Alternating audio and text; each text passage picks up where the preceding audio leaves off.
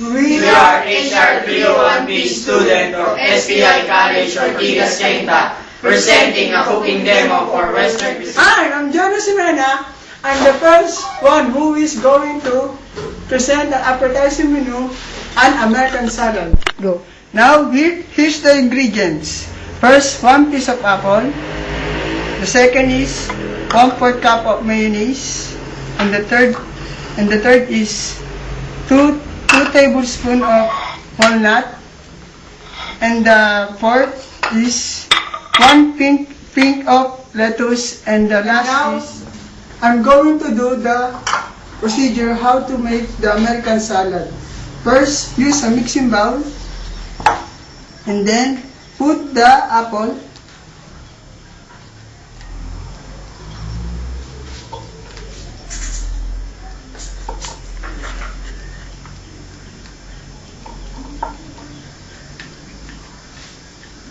And the next, the mayonnaise.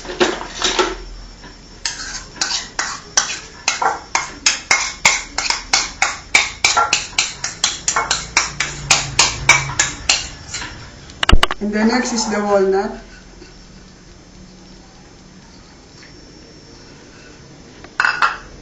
Next is the lettuce.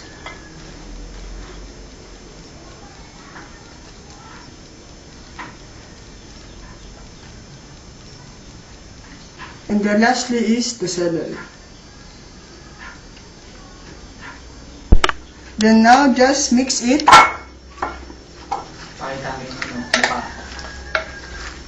Delicious. I'm David Cordero, and I'm going to show you how to cook a basic Italian dish, salmon in lemon sauce. Here are the ingredients. 1 lemon sliced in half, 3 tablespoons of olive oil, 75 grams of butter, 2 teaspoons of salt, 2 teaspoons of ground pepper, and 2 slices of fresh salmon. First step is you must pamper the fish with salt and pepper.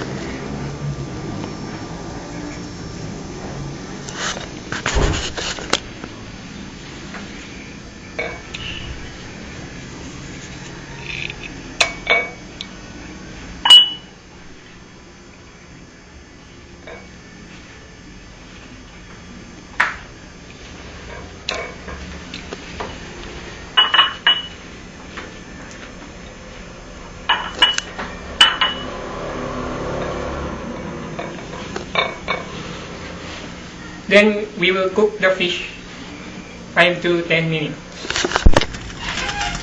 Heat the pan and add the olive oil.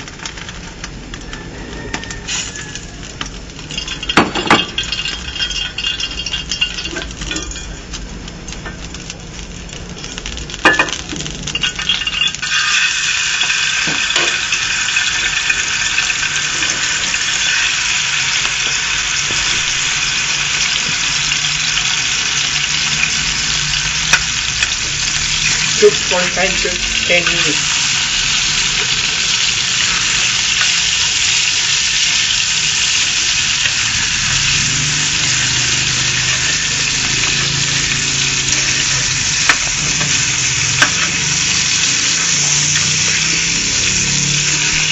After the fish is done, we continue with the sauce.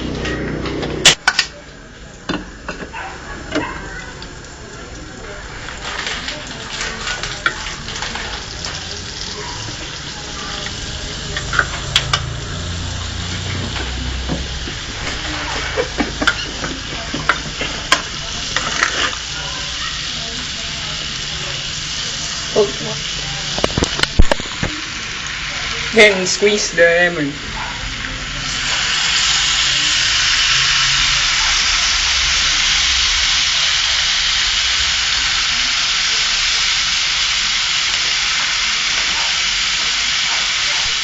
Here is our finished product of the salmon in lemon sauce. Thank you. Pancho and I'm here to present how to cook chicken breast with lemon.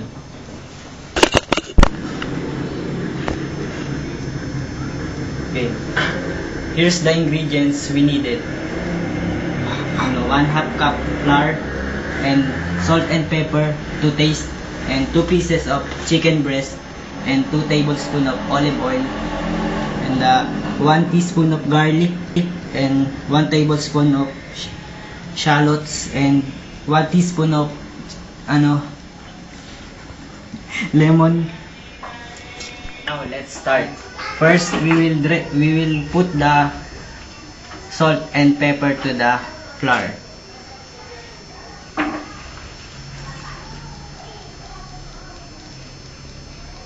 And then we will dredge the chicken breast to the flour.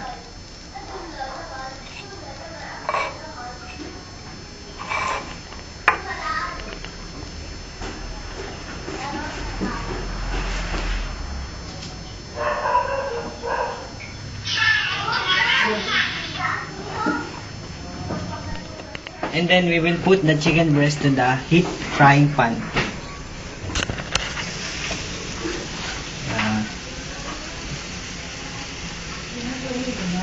Until it will cook.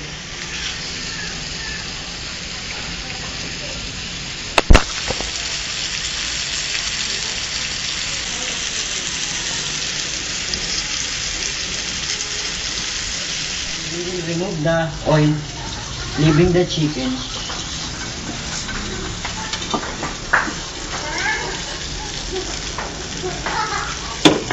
And after that, we will add the onion and the garlic.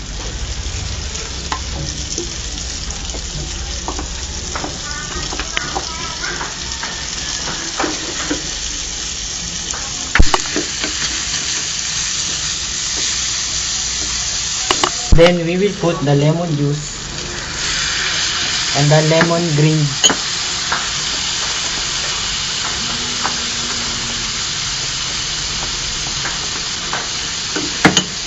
And lastly, the chicken broth. Now this is chicken breast with lemon, ready to serve.